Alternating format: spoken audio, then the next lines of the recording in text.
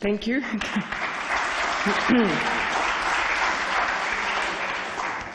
Good morning, everyone. So this is a challenge.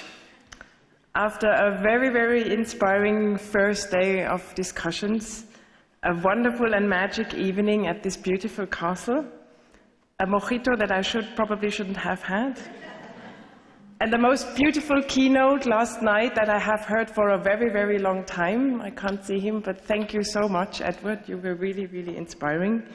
I will have to present you and grab now your interest in European children's film and film literacy policy, and I will do my very best to do that in an interesting way. Children's film and media literacy. There are actually a lot of people out there who believe that is the same than the shape of cucumbers and light bulbs, meaning an area where the European Union should not do anything but leave this to the national governments and to the regions. However, you all know that the European Commission is active in the field of children's film and film literacy. And why do we do that? Of course, respecting national and regional competences. Why do we see a strong European dimension in dealing with children's film and film literacy? There are three main reasons for that. First of all, there is a cultural reason for that. Film and audiovisual is the perfect medium to make European cultural diversity visible, to bring the lives and the thoughts and feelings of people and children, including children from one country to the other. Film can help to shape cultural identities of young people and contribute to a European cultural identity in all its diversity, something that we need today more than ever. Secondly, there is an educational reason to be active for children's film. Film is a powerful learning tool. We have discussed that yesterday for many different subjects, for science, for history, for languages. Some first studies show that with film you can reach the most vulnerable students, those that are at risk to drop out from school and those that can't be reached anymore with traditional learning methods. But not only for those, for all students, the generation of YouTube, they use today audiovisual content as an equal source of information and inspiration like we used books at our times. So therefore, I was not really surprised when somebody told me yesterday that documentaries are actually quite successful with European young audiences. But children's film is not only a vehicle for learning. It's not only important because you can learn something through film, you can actually also learn something about film as an art discipline itself. In order to choose a European film over an American film, you have to be able to access that film, to search for it in between the vast offer of audiovisual content that we have today, and first of all, you have to know about this film. Film literacy initiatives inside and outside schools can help children to learn about European film heritage, the different types of storytelling, cinematographic language, and this knowledge will empower them to make their own choices and not necessarily always go for the biggest poster in the cinemas. At this point, I would like to stress that the educational benefit of children's film is just one out of three main reasons why we should support children's film. Children have, as adults, the right to enjoy culture and film for pure entertainment and joy, and to have fun. And this is an element we should probably stress more when we promote film and when we brand European children's film. Third, there is an economic reason to support children's films. Yesterday we have heard it from the European Audiovisual Observatory, from Martin. Children's films sell better and they travel better. But apart from this very direct and very evident economical reason, in our point of view, there is an even more important reason why it is important to be active for children's films. We need to support and build up the future audience of European film. Many people have stressed it yesterday. If you want if you go and watch European film as a child, you are much, much more likely to do the same when you are an adult. Most funding schemes, including European funded schemes, have focused on the supply side of European films in the recent years, and quite rightly so. We need to have a vast offer and a diverse offer of European film. But with the emergence of ever more platforms to watch and to access films, it is now also important to look at the demand side. How can we direct people and orient them to European film? How can we develop a taste for European film and an understanding for different types of storytelling? This is an indispensable precondition for building up an audience, and this should, and we have discussed it and many have mentioned it yesterday, this should start at a very early stage. So these three reasons, cultural, economical and educational, are in a nutshell the reasons why the European Commission, together with EU member states and the European Parliament, have decided to make audience development a horizontal priority of the new Creative Europe Media sub-programme, the follow-up programme of the famous media programme. European policy, as most policies today, is evidence-based. So to get actually a budget for film literacy and for children's films, to include these elements in funding schemes, we have to present clear evidence.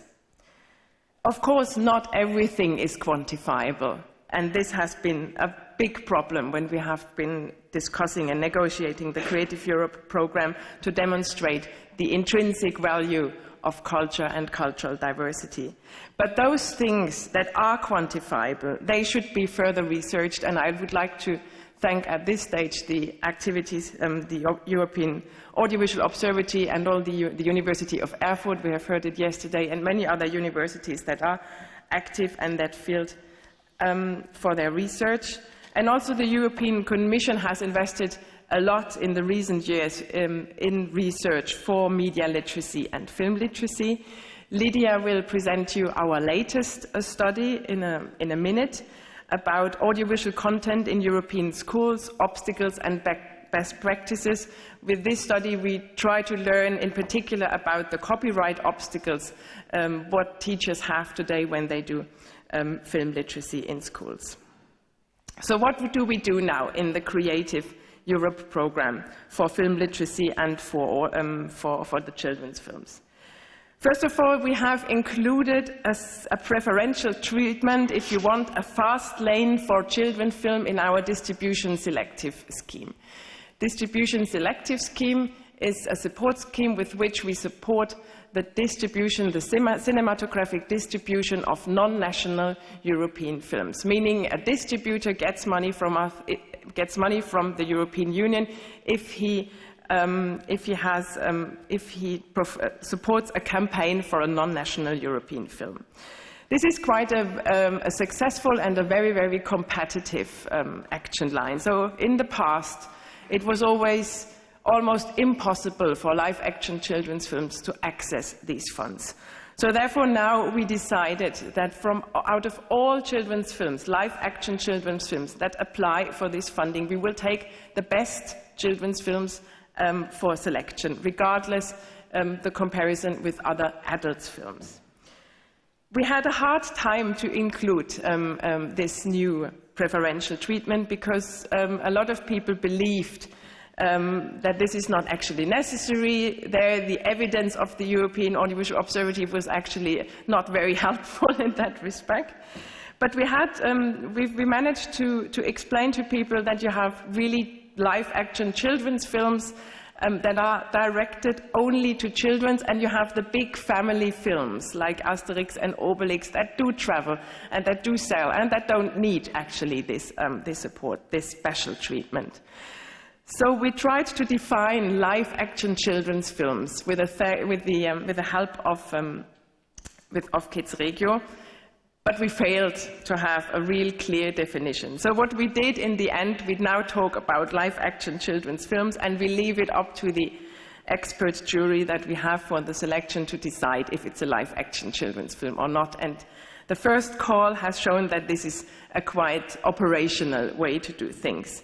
So I'm very proud that the first call we have just had the selection of the first call, that we had, I think, 5 children's films that applied, and we have selected one.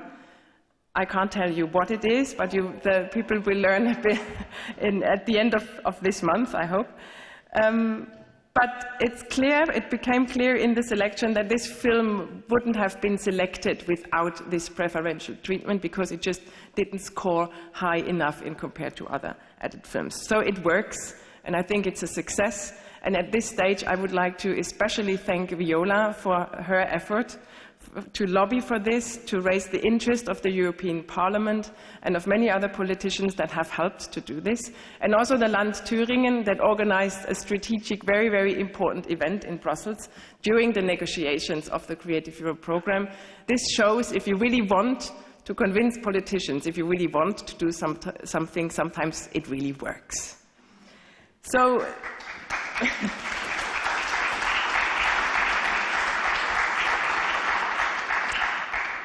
the second element that we have included in the Creative Europe program is in our festival support scheme, with which we support European film festivals.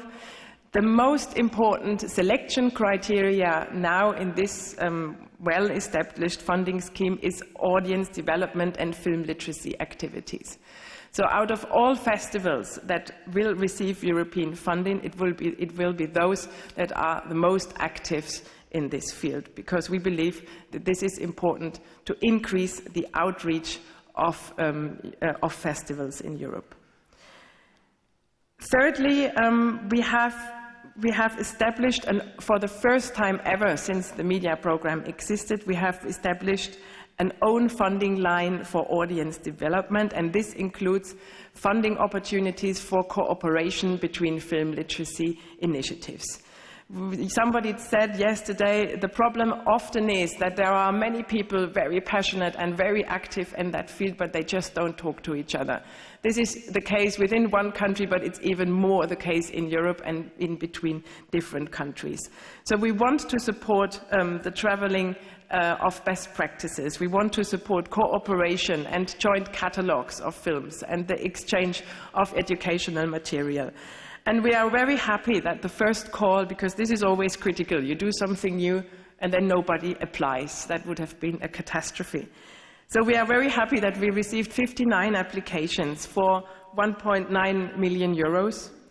And we will support about 8 film literacy projects. And I'm very curious to see what comes out of that. Also, the results will be available by the end of this month.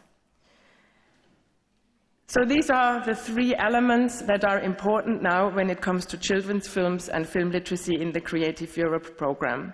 At this point, I would also like to thank the Creative Europe desks, Germany, Poland and Denmark, who have gone through the trouble and established a booklet, a little guide about what already exists in terms of film literacy and media literacy.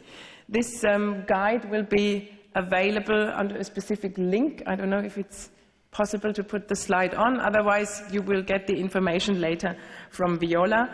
And it's not meant to be an exhaustive list. It is a first overview of what we already have in Europe. We will continue to work on this list, but the most important thing is now for you as stakeholders to see where are like-minded people with whom I could probably collaborate and build up a European cooperation project, and later can apply for the support of Creative Europe program. And I invite you all to have a look at this wonderful guide.